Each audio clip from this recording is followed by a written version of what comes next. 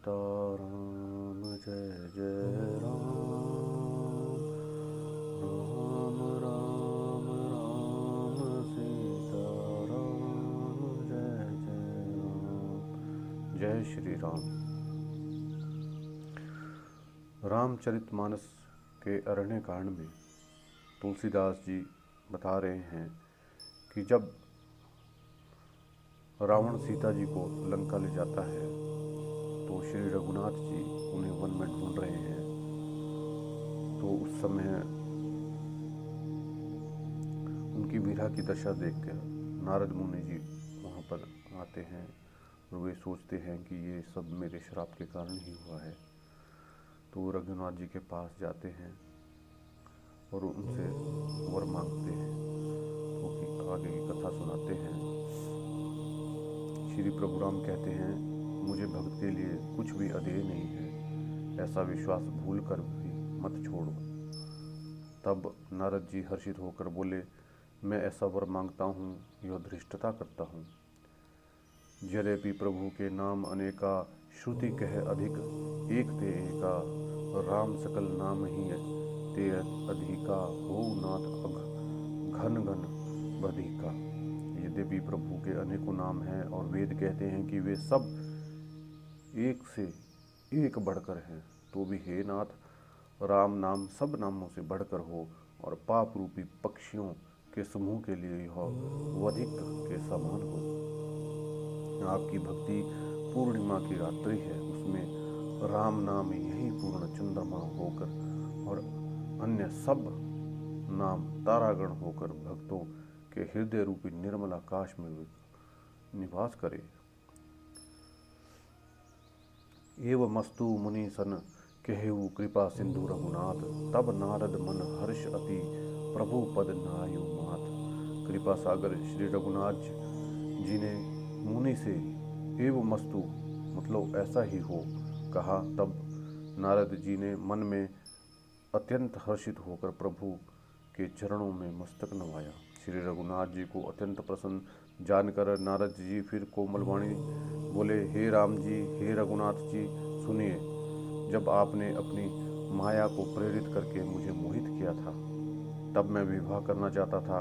हे प्रभु, आपने मुझे किस कारण विवाह नहीं करने दिया? प्रभु बोले, हे मुनि सुनो, मैं तुम्हें हर्ष के साथ कहता हूँ कि जो समस्त आशा भरोसा छोड़कर केवल मुझे ही भगते हैं, करो सदा तिनके रखवारी, जिमि बालक रखाई महतारी, गह शिशु बच्छ अनल अतिधाई, तह राखी जननी अरगाई।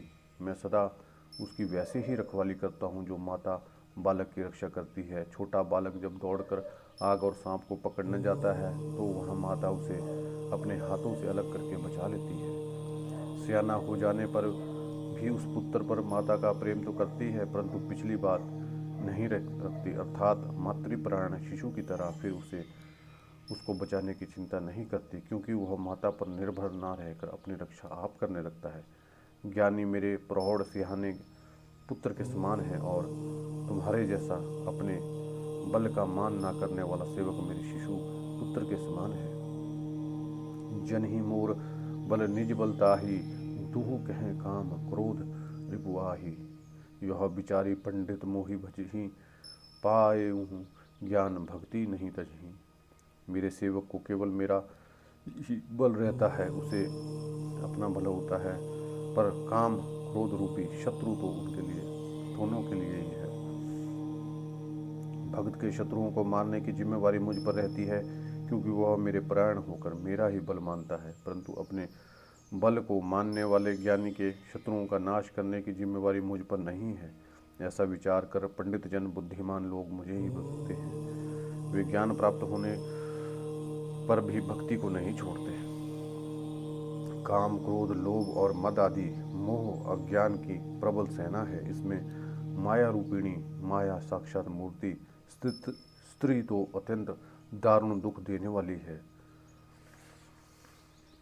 हे मुनि सुनो, पुराण वेद और संत कहते हैं कि मोह रूपी वन को विकसित करने के लिए स्त्री वसंत ऋतु के समान है। जब तप नियम रूपी संपूर्ण जल के स्नानों को स्त्री ग्रीष्म रूप होकर सर्वथा सूख लेती है। काम, क्रोध, मद, डाह आदि मेंढक हैं और इनको वर्षा ऋतु होकर हर्ष प्रदान करने वाला एकमात्र यही स्त्री है। बुरी वासनाएं उम्मीदों के समूह हैं, उनको सदैव सुख देने वाली यह शरत ऋतु है। धर्म सकल सरसी रूह वृंदा, होई हिमति नहीं दही सुख मंदा। पुनि ममता जवास बहुताई, पल हुई नारी सिरिस ऋतु पाई। समस्त धर्म कमलों के झुंड है, यह नीच सुख देने वाली स्त्री हिम ऋतु होकर उन्हें जला डालती है। फिर ममता रूपी जबास का समूह स्त्री रूपी शिशिर ऋतु को पाकर हरा भरा हो जाता है। पाप रूपी उल्लुओं के समूह के लिए यह स्त्री सुख देने वाली घोर अंधकारमयी रात्रि है। बुद्धि, बल, शील और सत्य ये सब मछलियां हैं और उन के लिए स्त्री बंसी के समान है। चतुर्पुरुष ऐसा ही कहते हैं। युवती स्त्री अवगुणों की मूल, पीड़ा देने वाली और सब दुखों की खान है। इसलिए हे मुनि, मैंने जी में ऐसा जानकर तुम्हें विवाह करने से रोका था।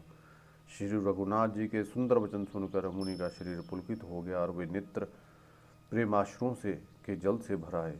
वे मन ही मन कहने लगे, कहो तो मैं किस प्रभु की ऐसी रीति है जिसका सेवक पर इतना ममत्व और प्रेम हो।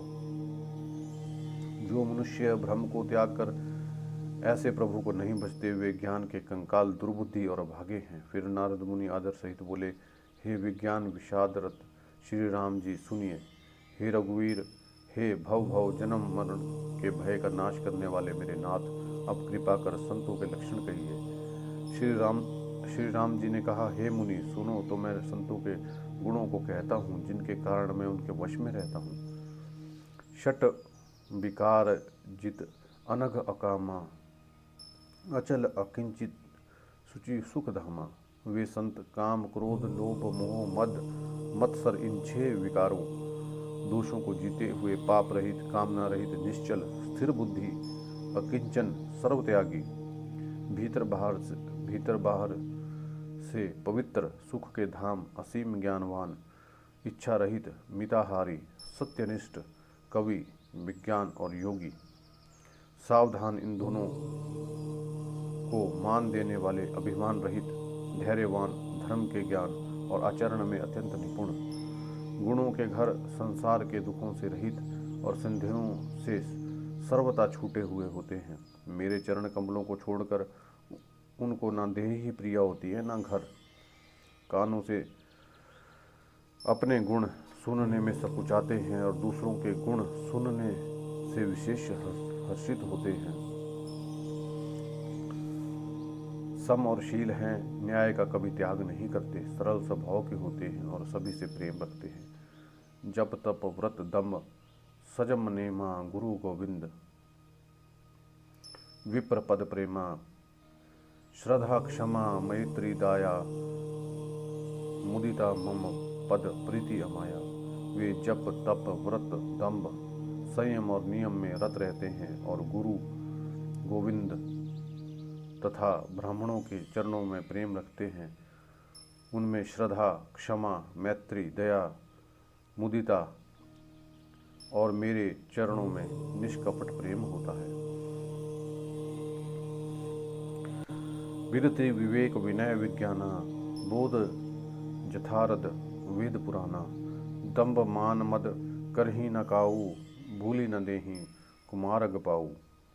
तथा वैराग्य, विवेक, विनय, विज्ञान और वेद पुराण का यथार्थ ज्ञान रहता है। वे दंभ, अभिमान और मद कभी नहीं करते और भूल कर भी कुमार्ग पर पैर नहीं रखते। सदा मेरी लीलाओं को गाते सुनते हैं और बिना ही कारण दूसरों के हित में लगे रहने वाले होते हैं। हे मुनि सुनो, संतों के जितने गुण हैं उनको सरस्वती और वेद भी नहीं कह सकते, शेष और शारदा भी नहीं कह सकते। यह सुनते ही नारद जी श्री राम जी के चरण कमल पकड़ लेते हैं। दीन बंधु कृपालु प्रभु ने इस प्रकार अपने श्री मुख से मेरे से अपने भक्तों के गुण कहे। भगवान के चरणों में बारंबार सिर नवाकर नारद जी ब्रह्मलोक को चले गए।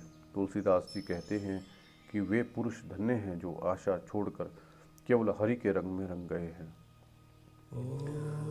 जो लोग रावण के शत्रु श्री राम जी का पवित्र यश गावेंगे और सुनेंगे, वे वैराग्य, जप और योग के बिना ही श्री राम जी की दृढ़ भक्ति पावेंगे। दीप शिखा सम जुबती तन मन, जनी होसी पतंग, भजहि राम तजी काम मद, करही सदा सत्संग। युवती स्त्रियों का शरीर दीपक की लौ के समान है। हे मन, तू उसका पतंगा ना बन। काम और मद को छोड़कर श्री राम जी का भजन कर और सदा सत्संग कर। तो यहाँ पे अरण्यकांड खत्म होता है और आगे जो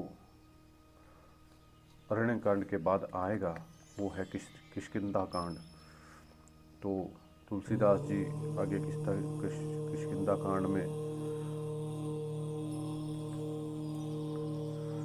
हनुमान जी बाली का वध उसके बारे में बताएंगे, तो जो आगे हम सुनाएंगे। तो आज के लिए इतना ही। जय श्री राम।